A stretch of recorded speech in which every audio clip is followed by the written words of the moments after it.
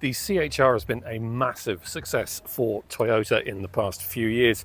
It's a regular botherer of the top 10 overall sales, and now there's an entirely new one, and it's this one. And as you can see, it does look really quite dramatically different to the old one. The old one has quite a bluff, almost blunt front end. This one is much pointier, much beakier, getting the kind of slim C-shaped headlights and this sort of overarching nose that's quite common amongst new Toyotas. Take a look at this, then take a look at the BZ4X electric car, and you'll see what I mean. And indeed, like the old CHR, there's a little hint of Lexus about the front end, I think.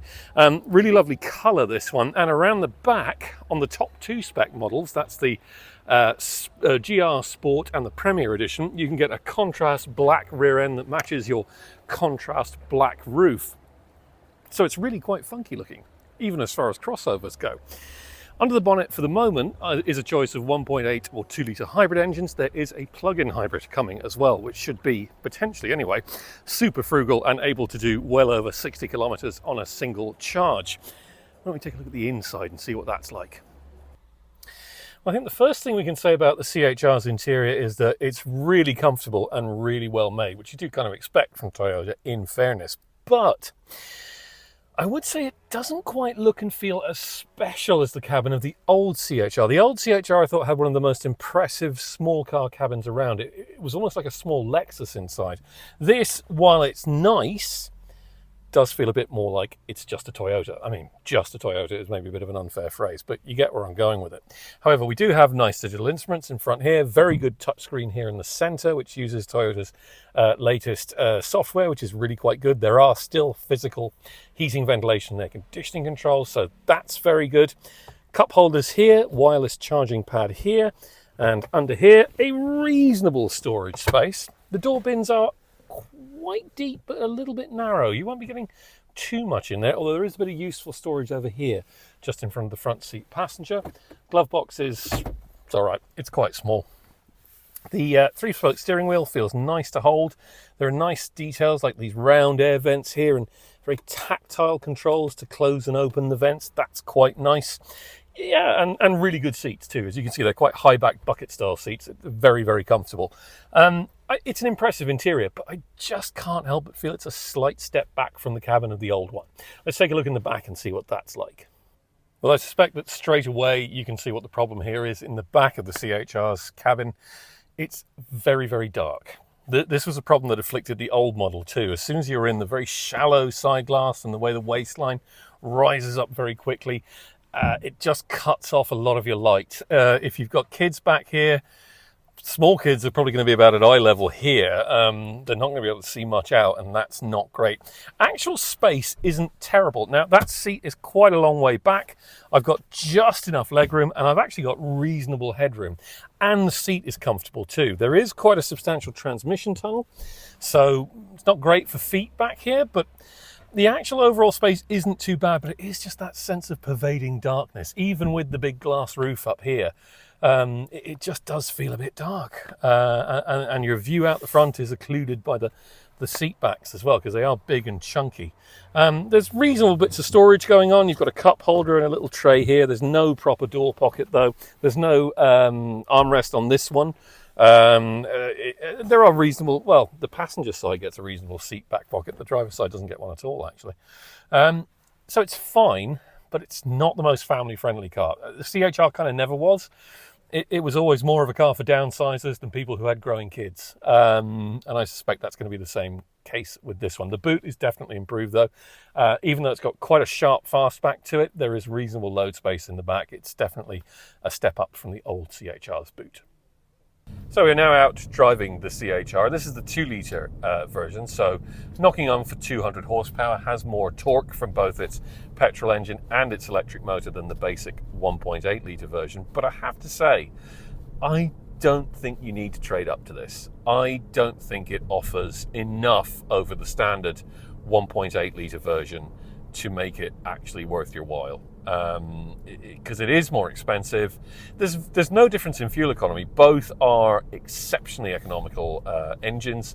In fact, we've been averaging 4.6 litres per 100 kilometres in this one, which is ridiculously good.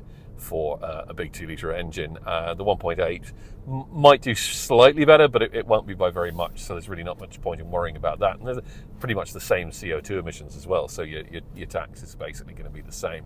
But the 1.8, which has been upgraded to 140 horsepower recently, I think that engine has plenty of performance. You don't need the 2-litre. I think there is a bit of a disappointment in the CHR in that it's not quite as much fun to drive as the old version. It's just not quite as sparky. It's just the steering is a little bit more rubbery and a little bit more remote.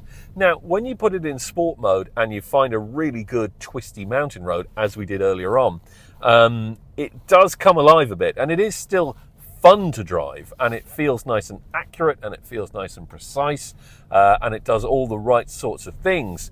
But it just never feels quite as inherently enthusiastic as the old one did, and I do think that's a bit of a pity. That first generation CHR was one of the first Toyotas to really come out and just be really genuinely good fun to drive, and then that was followed on with the likes of the current Corolla and so on.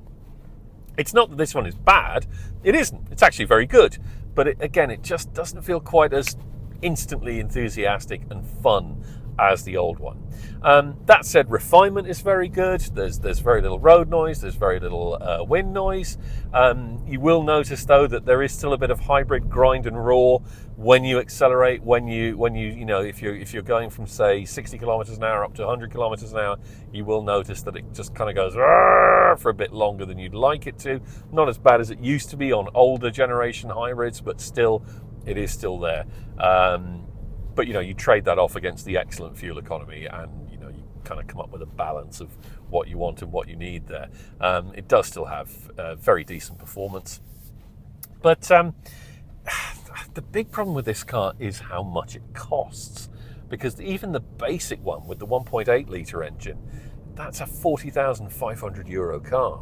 That's for something that's not especially practical, that's a lot of money to be asking. And yes, you get dividends in terms of how good it looks and how stylish it is and how sweetly it does drive and its excellent fuel economy and things like that.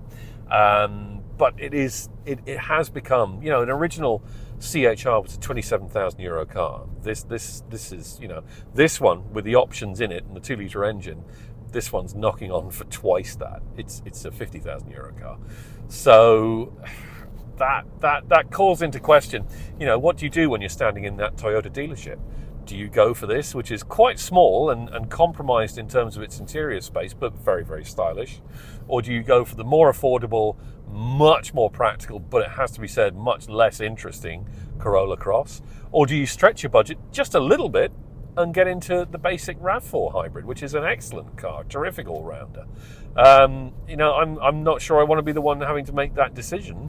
But it does raise the question of, has Toyota shot itself in the foot a bit with this car and the pricing of it? It has suddenly become very expensive. I guess we'll find out. We'll have to wait and see whether this will be able to bother the top 10 in terms of car sales in Ireland quite as regularly as the original CHR did. It'll be interesting to see if buyers will still want to get into a car that does cost this much, and yet offers pretty much the same as what the old CHR did.